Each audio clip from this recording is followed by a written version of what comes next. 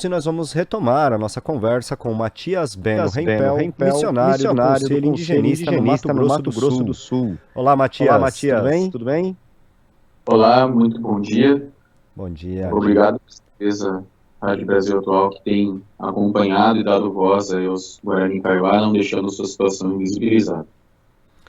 Pois é, Matias, e o que se sabe até agora sobre o assassinato do jovem Alex Recarte Vasques Lopes?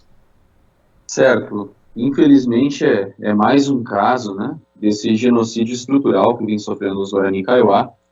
No início do ano, estivemos aqui na rádio falando sobre as audiências do massacre de Carapó e voltamos tristemente para falar de mais um dos muitos assassinatos.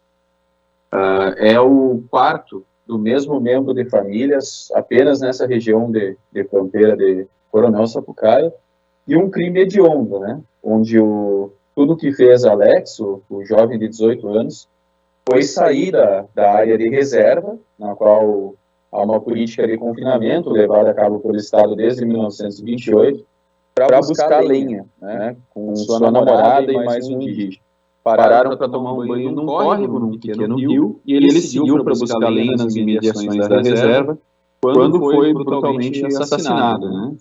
Por um sujeito que irrompeu a tiros, acertando pelo menos 5 vezes, e derrubando, então, Alex, né? Vitimando seu corpo. O corpo teria tentado ser levado para o Paraguai, foi recuperado pelos indígenas já na fronteira, que fica a 10 quilômetros, e por pouco nós não tivemos mais um desses casos, como o do Nísio Gomes, como dos professores Vera, no qual o corpo também é descartado, né, sem os indígenas ter essa materialidade.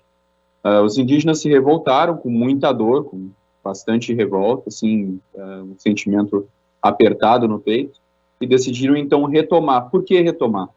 Porque essa fazenda, ela está dentro de uma área que foi subtraída da reserva. A reserva já é pequena, então deveriam ser 3.600 hectares para mais de 3 mil indígenas, né? E o que aconteceu foi que ela sofreu uma subtração, uma revisão de limites, e hoje ela tem menos de um terço desse tamanho, e as fazendas que hoje existem lá, e têm conflitos assim constantes com os indígenas, ocupam essa faixa de terra, né, que foi subtraída, e os indígenas há muito tempo têm denunciado violações, ameaças, injúrias em relação a esses ocupantes que foram chegando ali no local da subtração da fazenda e, infelizmente, não são atendidos, né, até uma situação dessas acontecer. Os indígenas pedem agora que seja federalizada a questão, até por conta da situação de conflito. Entre 2015 para cá, foram 33 ataques contra comunidades indígenas, mais de 33 ataques, e como esse, né, inclusive, muitos semelhantes, assim, contra pessoas num contexto completamente cotidiano, e o que eles têm pedido é que seja dada uma atenção especial, porque mais de uma dezena de processos nunca chegou ao seu respaldo, seu desfecho, garantindo justiça aos indígenas. Alguns deles, ainda de meados de 2000, ainda estão em audiências de instrução. Então, eles estão solicitando que vão até o local representantes de direitos humanos e de justiça nacional, para que garantam um bom rito aí de justiça, de processo, para que eles possam ter pelo menos a justiça para o Alex e acalmar um pouco a dor da sua família. Você falou dessa questão de vários registros de violência, né, que não chegam a uma solução. O poder público tem sido omisso? Você percebe que falta interesse do poder público em solucionar esses casos, a pressão dos fazendeiros na região?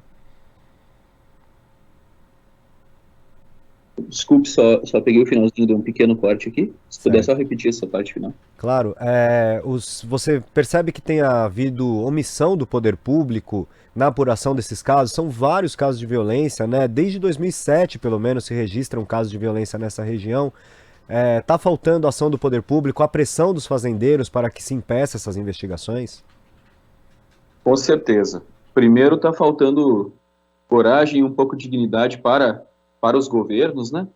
Porque a situação da demarcação das terras indígenas dos Guarani Kaiowá está completamente paralisada, e a gente sabe que do Congresso Federal, enfim, vem cada dia uma nova tentativa de acabar com esse processo de demarcação. O povo Guarani Kaiowá é o segundo maior povo com a pior situação territorial. e depois um descaso absoluto contra os indígenas. O que acontece é que essas mortes acontecem diariamente, né? Se não fosse o ato dos indígenas agora, num grito de chega, retomar a fazenda, fazer um ato de ocupação da fazenda, que é mais um ato defensivo do que ofensivo, esse seria mais um caso subnotificado, né? Mais um jovem que aparece num contexto de violência de fronteira como um número apenas em relatórios, né, de morte de indígenas. Mesmo na justiça, nós temos esses casos que a gente narrava que não tem resolução, e quando os indígenas sofrem violência, não há atuação. Inclusive, uma atuação reversa, é preciso dizer aqui, infelizmente, que a polícia, as forças policiais de segurança, têm sido usadas no Estado contra os povos indígenas. Há dias atrás, talvez agora um mês e pouco, uma outra comunidade sofreu um despejo violento da onde estava, sem ordem de reintegração de posse, por uma força de segurança pública que agiu como uma instância privada, né?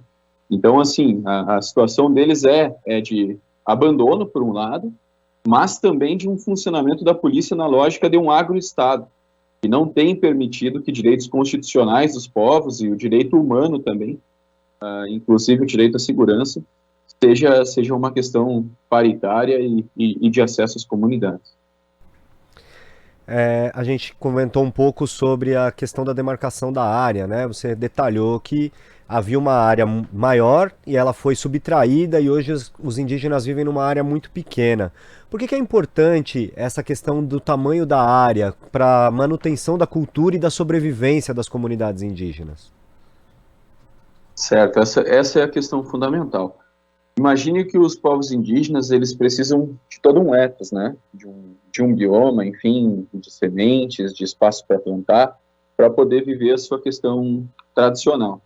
E imagine também um racismo estrutural colocado em toda a sociedade envolvente no Mato Grosso do Sul, e os indígenas praticamente não, né? Extremamente confinados. A reserva de Dourados, por exemplo, que também sofreu uma subtração de limites, tem 18 mil indígenas para 3 mil hectares. Isso é mais denso do que São Paulo em proporção de gente por espaço. Todas essas outras reservas, elas passam pelo mesmo político. E foi uma política intencional. No início do século, ali, 1917 a 1924, 29 mais tardiamente, nesse caso da reserva que nós falamos, houve uma intenção do Estado brasileiro em retirar os indígenas do seu território, onde eles conseguiam viver de acordo com seus usos e costumes, como prevê a Constituição, e o confinamento nessas áreas artificiais, pequenas reservas. A população cresceu, não tem mais espaço nem para subsistência, e muito menos para manutenção dos seus processos de cultura. O fazem e mantêm por uma força de determinação espiritual e porque assim são, né? Não tem uma outra forma de viver e de se expressar no mundo, mas é muito, muito duro, né? E quando buscam espaços como bem foi colocado aqui inicialmente, de mata, ou para poder fazer plantio, são espaços muito pequenos, muito diminutos, que não atrapalham plantação, que não atrapalham o suposto desenvolvimento, né? Colocado aí pelo agronegócio, acabam sofrendo ações como essa, né? Um jovem buscando lenha é executado, idosos são torturados, como no caso de 2015, em Amambai, e coisas assim que a gente só acredita porque está aqui podendo ver com os próprios olhos. Essa situação da demarcação das terras é uma situação também que se arrasta já há muitos anos, né, Matias? Houve uma piora nessa questão do processo de demarcação de terras indígenas. Por que é tão difícil concluir esse processo e fazer a delimitação legal de acordo com aquilo que os indígenas reivindicam? É tão difícil porque há uma pressão e um lobby muito violento do agronegócio. Para você ter uma ideia, no Mato Grosso do Sul, para resolver toda a questão aqui dos Guarani Kaiowá, toda a demanda territorial, isso não significa 2% do estado do Mato Grosso do Sul. Nós não estamos falando de um processo de reforma agrária, nós estamos falando assim de uma mínima ajuste de contas, enfim, de uma reparação de crimes do Estado que permitiriam segurança jurídica para os indígenas e também para qualquer outra forma de organização. É muito pouco, é muito pequeno. O que acontece é racismo estrutural, uma situação de muito esbulho territorial, né, porque para você, no processo de demarcação de terra, você recebe o pagamento justo pela questão quando você tem títulos. E aqui a gente sabe que também existiu muita grilagem e um lobby muito grande. A situação de demarcação, sim, piorou, na verdade ela estagnou. Há outros territórios já declarados, ou seja, reconhecidos pelo Estado brasileiro, que deveriam ter uns 1.400 hectares como Guirarocá, no qual os indígenas ocupam só 50.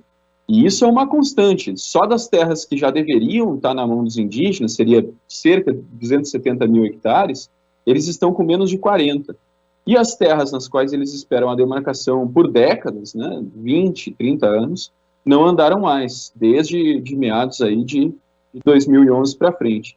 E atualmente a situação obviamente não melhorou, né? É impensável nesse governo Bolsonaro qualquer ação positiva em relação à garantia do território, da vida e dos direitos dos povos. E ainda a gente está assistindo, assim, atônito, né? Novos e novos projetos de lei da bancada ruralista, de outras bancadas aí influentes econômica e politicamente no cenário federal, buscando acabar mesmo com a demarcação e, inclusive, utilizar o marco temporal e outras estratégias ruralistas para diminuir a situação territorial desses indígenas que praticamente já vivem sem terra. Matias, as comunidades realizaram a retomada da fazenda onde ocorreu o brutal assassinato do jovem. Qual que é a situação no local? E os indígenas pretendem realizar novas manifestações ou retomadas nos próximos dias? Olha, a situação é de muita tensão. Os indígenas pedem socorro e atenção do Estado, inclusive tentando buscar representantes da Comissão Nacional de Direitos Humanos e da Comissão de Direitos Humanos da Câmara também, por conta de que eles já começaram a ver movimentação, né? Importante dizer que houve um cerco policial, a polícia não apareceu no local para prestar ajuda aos indígenas no assassinato, mas cercou acessos ao local imediatamente e continua rondando lá o território, né, não deixando que outros indígenas acessem o território. E também houveram muitas movimentações de drone, de caminhonetes. E isso é perigoso por quê? Porque foi o modus operandi, mais ou menos assim, dá para dizer, de todos os outros ataques, né? O massacre de Carapó, que foi um caso emblemático, aconteceu exatamente dessa forma, com os indígenas pedindo socorro por mais de 3 dias. Nós já estamos indo para o segundo ou terceiro dia, os indígenas estão vendo a movimentação lá de caminhonetes, da força, digamos assim, paramilitar também, né? Com os jagunços, é na fronteira do Paraguai, imagine, 10 quilômetros da fronteira, então você imagina o que isso já significa, e eles têm pedido socorro. E sobre os indígenas fazerem novos atos, enfim, o que eles estão fazendo agora é tentar buscar justiça, é tentar buscar que essa instância seja federal para tratar das suas questões. O importante é dizer assim, os indígenas não querem que aconteça como aconteceu com o caso de Nilson Barbosa, também um jovem, né, mais jovem ainda, 13 anos, que foi assassinado em Carapó, né, em 2013, e acabou indo para a esfera estadual. Mesmo em 2013, tendo iniciado esse processo, ainda está em fase de instrução, né? É um deboche contra os povos indígenas. E os indígenas, eles estão avaliando esse caso com todo o seu direito e razão, nós somos testemunha disso, de que não é um caso isolado, não é só um assassinato de um indígena num contexto de disputa, porque nem houve disputa, o indígena foi buscar lenha, é mais um ataque contra suas comunidades num contexto de genocídio já reconhecido pela ONU, já reconhecido por várias instâncias de direito internacional. Então, o que eles querem é que isso seja tratado como tal. Eles não pretendem, até onde nós saibamos, retomar, porque é inacreditável que os Guarani Kaiowá, eles são extremamente respeitosos com o rito de um Estado que nunca os respeitou. Então, assim, uma retomada, ela é uma coisa... É a última das instâncias, é quando você não pode mais contar com nenhuma outra esfera, depois de décadas de descaminhos, de desrespeito, de não demarcação dos seus territórios, e nesse caso, é uma retomada, eu volto a dizer, por segurança.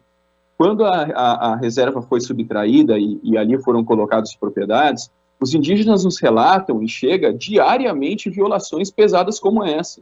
Outros indígenas já tombaram. O que aconteceu anteriormente é que os indígenas não tinham se revoltado, né? Tinham buscado as autoridades e não tinham sido atendidos para vários tipos de violações, como essa que aconteceu com o jovem Alex. Então, num grito de chega, eles tomaram a propriedade numa medida também protetiva. Claro, a reivindicação de reestabelecer o limite da reserva, porque não há vida possível em tão poucos hectares para uma comunidade tão grande, né? E ainda mais sofrendo toda a falta de estrutura, enfim, que lá também é política e a situação que eles estão, mas é uma reivindicação que eles têm feito dentro de uma luta democrática, né? Quem não está sendo fiel aos valores democráticos com os indígenas, historicamente, é o Estado brasileiro. Tá certo, Matias. Nós vamos seguir acompanhando essa situação dos indígenas Guarani Kaiowá. Eu quero agradecer a sua participação de hoje aqui no Jornal Brasil Atual e um bom dia para você. Bom dia, muito obrigado mais uma vez. A gente tem acompanhado vocês dando voz, né, a esse povo que é inviabilizado e muitas vezes calado também nas suas demandas, para poder ter um pouquinho do outro lado da história e quiçá, a gente consiga aí ver esses povos com seus direitos conquistados, garantidos, e podendo também pintar esse Brasil aí com todas as suas cores. São muitos povos espalhados, né? É o que nós também esperamos, Matias. Conversamos aqui com Matias Beno Rempel, missionário do Conselho Indigenista no Mato Grosso do Sul. Você está ouvindo Jornal Brasil Atual. As notícias que os outros não dão.